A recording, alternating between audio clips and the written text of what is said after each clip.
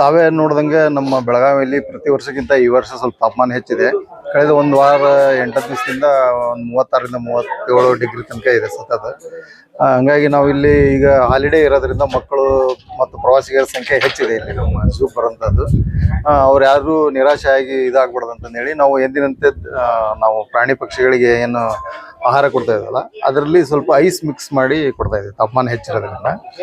ಅಂದ್ರೆ ಪ್ರತಿ ಎನ್ಕ್ಲೋಸರಲ್ಲಿ ಇದು ಇದೆ, ಏನೋ ಕುಡಿಯೋ ನೀರಿನ ಟ್ಯಾಂಕ್ ಇದೆ, ಅದರಲ್ಲೇನೋ ಐಸ್ ಮಿಕ್ಸ್ ಮಾಡಿರ್ತೀವಿ. ಆಮೇಲೆ ಫುಡ್ಡಲ್ಲಿನೂ ಐಸ್ ಮಿಕ್ಸ್ ಮಾಡಿದಂಥ ಫುಡ್ಡ ಕೊಡ್ತಾ ಇದ್ದೀವಿ. ಇವನ್ ಹಣ್ಣು ನಾವು ಅದೇ ಥರನೇ ಕೊಡ್ತಾ ಇದ್ದೀವಿ, ಅಂದ್ರೆ ಐಸ್ ಮಿಕ್ಸ್ ಮಾಡಿದ್ದು. ಆಮೇಲೆ ಪ್ರತಿ ಎನ್ಕ್ಲೋಸರಲ್ಲಿ ನಾವು ಸ್ಪ್ರಿಂಕ್ಲರು ಮತ್ತು ಫಾಗರ್ನ ಅಳವಡಿಸಿದ್ದೀವಿ, ಅವು ಯಾವಕ್ಕೂ ಬಿಸಿಲಿನ ತಾಪಮಾನ ಹೆಚ್ಚಾಗ್ಬಿಡೋದು.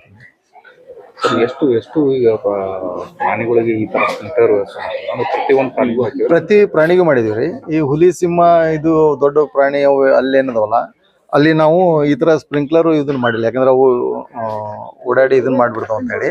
ಅಲ್ಲಿ ಟ್ಯಾಂಕರ್, ದೊಡ್ಡ ದೊಡ್ಡ ಟ್ಯಾಂಕ್ ಇದೆ ಅಲ್ಲಿ ಆ ಪ್ರಾಣಿಗೆ, ಅವಕ್ಕೆ ಏನು ಮಾಡಿದ್ವಿ, ಅಲ್ಲಿ ಐಸ್ ಕ್ಯೂಬನ್ನು ಹಾಕಿದ್ವಿ ವಾಟರ್ ಟ್ಯಾಂಕರ್.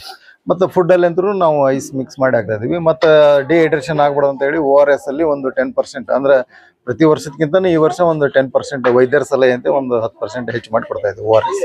ನೀರಿನ ಕೊರತೆ ಏನಾದ್ರು ಇದೆ ಸರ್? ನೀರಿಂದು ಇಲ್ಲಿ ತನಕ ಯಾವುದೂ ಕೊರತೆ ಇಲ್ಲ, ತಾಪಮಾನ ಅಷ್ಟೇ ಹೆಚ್ಚಿದೆ ಸ್ವಲ್ಪ. ಯಾವ ರೀತಿ ಫುಡ್ ಬೇಸಿಗೆಯಲ್ಲಿ ಫುಡ್ ಯಾವ ರೀತಿ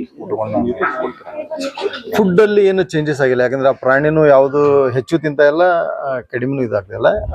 ಆಸ್ ಯೂಶುವಲ್ ಅವು ಪ್ರತಿ ದಿವಸ ನಾವು ಅದ್ರ ಪ್ರಮಾಣ ಏನಿದೆಯಲ್ಲ, ನಮ್ಮ ಡಾಕ್ಟರ್ ಅದಕ್ಕೊಂದು ಸಮಿತಿ ಅದೇ ಪ್ರಕಾರನ ಕೊಡ್ತಾ ಇದೀವಿ, ಅದರಲ್ಲಿ ಏನು ವ್ಯತ್ಯಾಸ ಆಗಿಲ್ಲ. ಸರ್ ಯಾವ್ಯಾವ ಪ್ರಾಣಿಗಳಿದೆ ಸರ್ ಅದರಲ್ಲಿ? ಅಂದ್ರೆ ವಿಶೇಷವಾಗಿ ತಾಪಮಾನಕ್ಕೆ ಕಷ್ಟಕ್ಕಾಗೋ ಯಾವ ಪ್ರಾಣಿಗಳು ಸಮಸ್ಯೆ ಆಗೋದು?